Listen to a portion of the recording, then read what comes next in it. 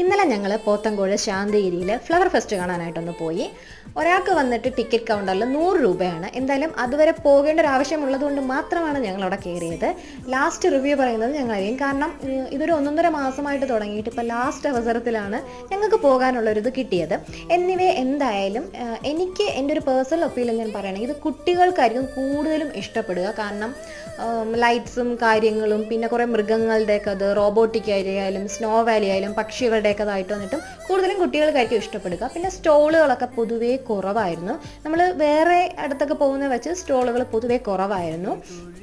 എന്ത് തന്നെയായാലും കുഴപ്പമില്ല. എന്തായാലും നിർബന്ധമായിട്ടും കാണുക എന്നുള്ള ഒരു ഒപ്പീനിയൻ ഞാൻ പറയുന്നില്ല. ഇതെല്ലാം എൻ്റെ പേഴ്സണൽ ഒപ്പീനിയൻ മാത്രമാണ്. പോയി ഇഷ്ടപ്പെട്ടവരുണ്ടെങ്കിൽ ആരും എന്നെ പൊങ്കാലിടരുത്. പിന്നെ ശാന്തിഗിരിയുടേതായതുകൊണ്ട് ആയുർവേദിക് പ്രോഡക്ട്സുകളൊക്കെ ഒത്തിരിയൊക്കെ ഉണ്ടായിരുന്നു. അപ്പോൾ അതൊക്കെ കണ്ട് ജസ്റ്റ് ഒന്ന് കയറി കണ്ടു. ഞങ്ങൾ അവിടെ നിന്ന് ഇറങ്ങി. അപ്പോൾ ബൈ.